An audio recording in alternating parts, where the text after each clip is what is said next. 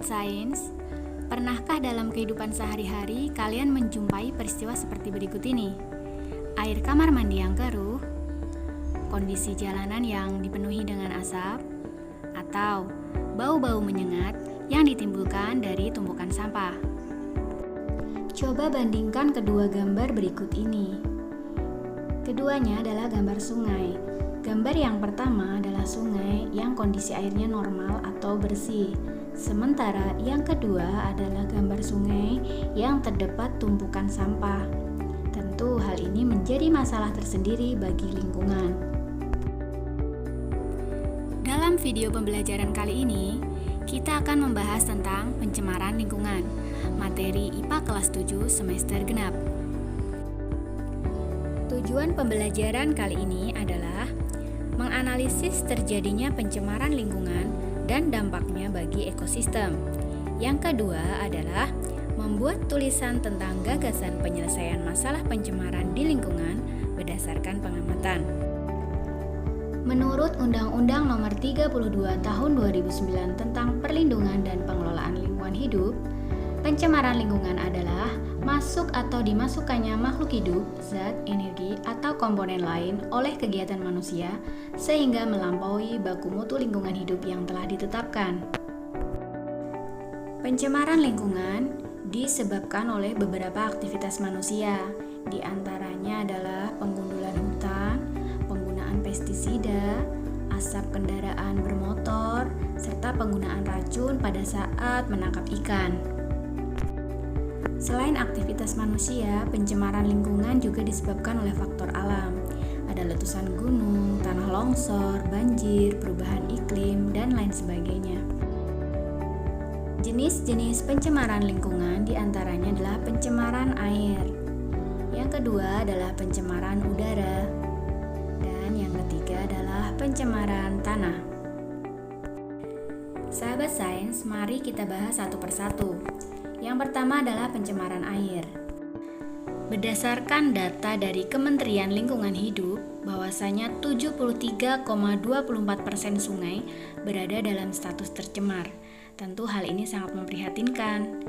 Penyebab pencemaran air diantaranya adalah limbah rumah tangga, limbah industri, dan limbah pertanian. Tahukah kamu akibat dari pencemaran air terdapat peristiwa eutrofikasi, yaitu munculnya nutrien yang berlebihan akibat kadar fosfat yang terlalu tinggi. Hal ini menyebabkan terjadinya blooming alga atau tumbuhnya alga di perairan dengan sangat pesat. Upaya untuk mencegah dan menanggulangi pencemaran air diantaranya adalah instalasi pengolahan air limbah, melakukan pengelolaan sampah dan tidak membuangnya di perairan, menggunakan produk deterjen yang ramah lingkungan, dan penegakan hukum yang tegas.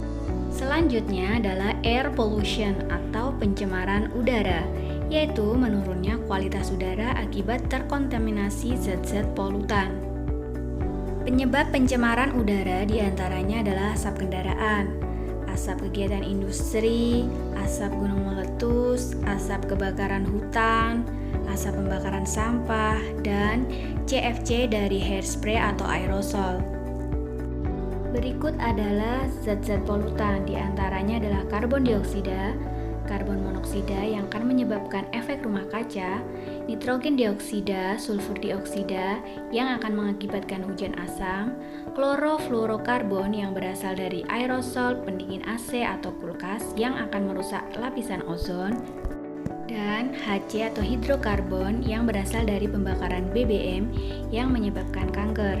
Untuk mengetahui kualitas udara, biasa dipasang alat indeks standar pencemar udara atau ISPU, yang di situ kita dapat melihat status kualitas udara kita, masuk dalam kategori baik, sedang, tidak sehat, sangat tidak sehat, atau berbahaya.